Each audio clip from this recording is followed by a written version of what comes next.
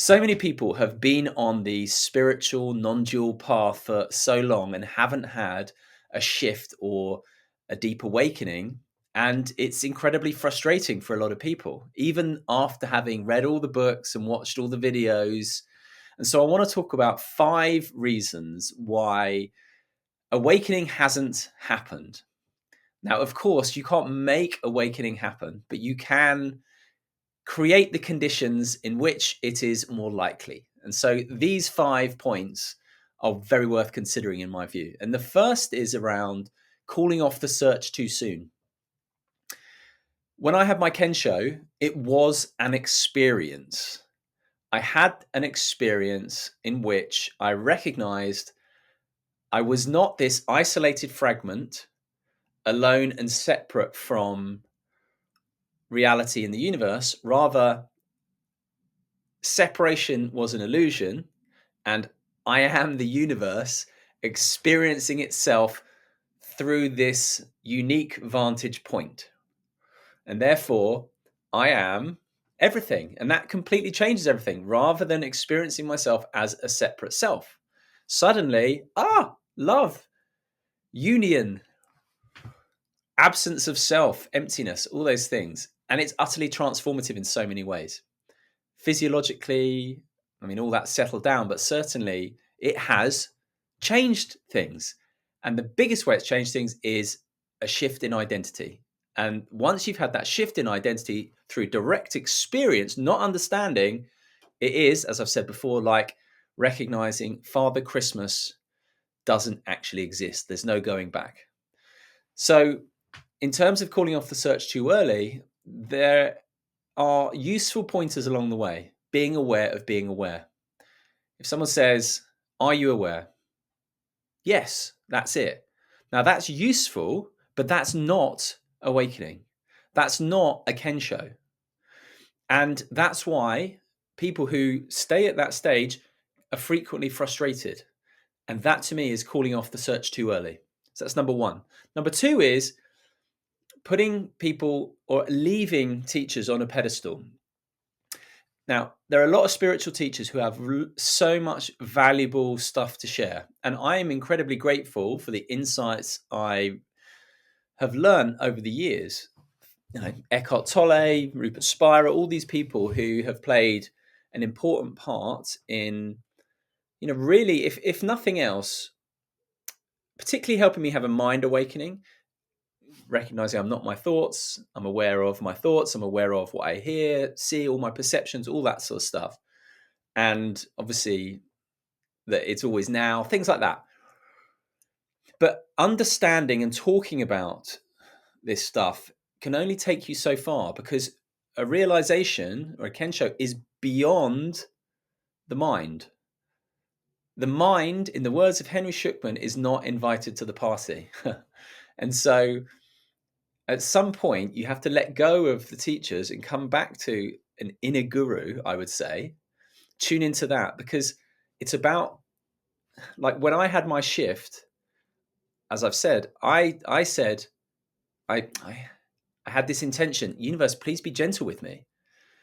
It's about reality itself, not a teacher. And so letting go of teachers at some point, in my view, is important.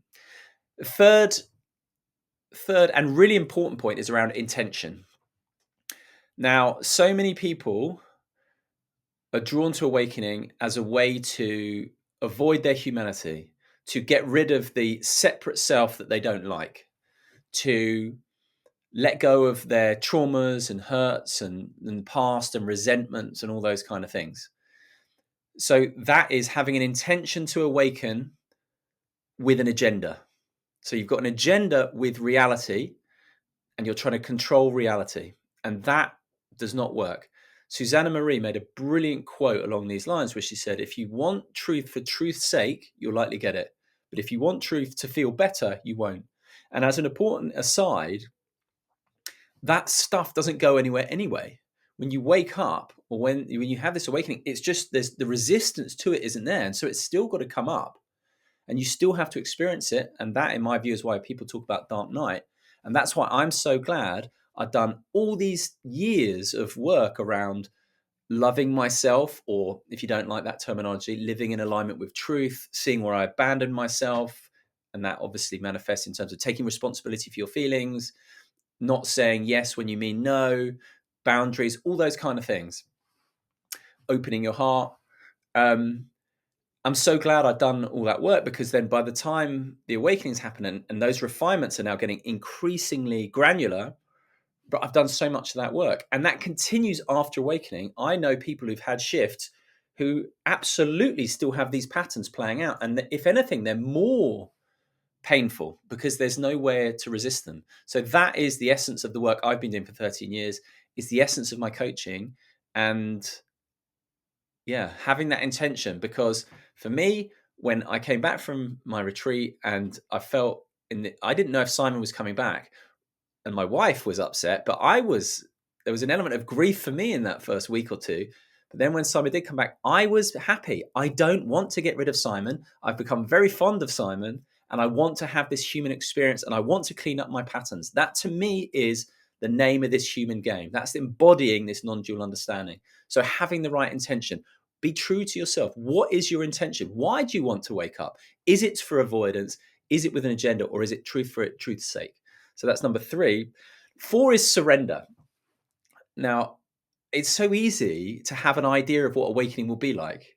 And I certainly had that. And I didn't even realize I had that. And it wasn't until I was on this retreat and it was becoming increasingly clear to me that I was going towards, I don't know how I knew, but I was like, something's going to happen. I could feel this build up. All this fear was coming up. And in that moment, I realized, oh, I had some ideas of what awakening would be like. And it was only when I let go and trusted and moved through the fear and moved towards the fear, I spoke to the person who was running the retreat about this, these experiences I used to have as a kid, where I felt I was Sisyphus pushing rock up a hill and then it was rolling down, related to infinity and eternal damnation. And she said, "Wouldn't you like to push that rock over the mountain?" And in that moment, there was a surrender and an acceptance. I didn't know what awakening was going to be like. And then that's when the shift happened. So surrender and let go of the ideas. I know I'm awareness. I know I'm consciousness. Let go of all that. Surrender. And then number 4 is having the right container. And what I mean by that is, I'm going to talk about the retreat in my next video, but I'm going to touch on it here because the retreat I went on, it was so serendipitous how it all happened, but it was not about listening to someone on a stage answering questions. It was about a process, a very powerful energetic process that I did not even know was possible. I would say on this retreat, you've got a better than 50% chance of having a Kensho. And it's incredibly powerful. It's about working with a self-inquiry koan. In my case, was just who am I? Just with that the whole time, often in silence, sometimes in particular energetic formats. And the person who led the retreat is so experienced and has had so many shifts and Kenshos and direct realizations, but it was not about her. She was there to help people and tune into the energy, but it was not about her answering questions. Yes, she was guiding, and yes, she was encouraging, and yes, she did all sorts of stuff and holding the container, most importantly, but it was not about her answering questions. So having that right container. As I said, I'm going to be talking about this retreat because I'm now collaborating with the woman who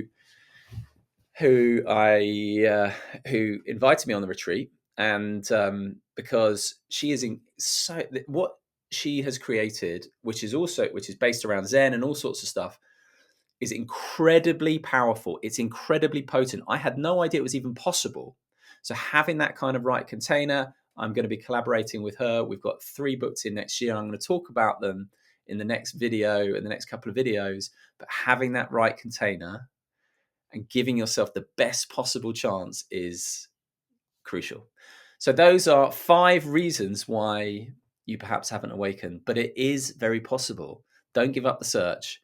And let me know your thoughts about what I've shared here. Drop any questions or comments in the box below. And of course, my links for coaching. And if you have any questions about the retreat coming up, do drop them below because we are getting to that stage of sharing. And all that remains is for me to say lots of love to wherever you are in the world. If you resonate with what I share about awakening, self-inquiry, and emotional honesty, I want to share a few words about my coaching. I work with people one-to-one who are drawn to this path of waking up, growing up, and cleaning up, as they say, through deep presence, through self-inquiry, through emotional inquiry. I meet people where they're at, and deep transformation is absolutely possible. Now, I've been quietly growing this side of my work, and sessions are filling up fast. So I may have to soon phase out consultations, particularly with the group work and the retreats I'm going to be focusing on in 2026. But if this speaks to you, book a consultation via the link down below. Let's meet, let's talk, and let's see if I can help.